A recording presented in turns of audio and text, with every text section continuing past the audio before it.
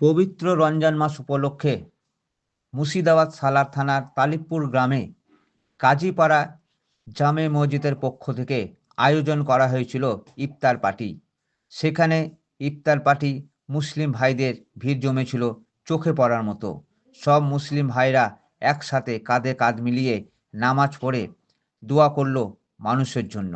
তারপরেই ইফতারে বসে ভাইয়েরা।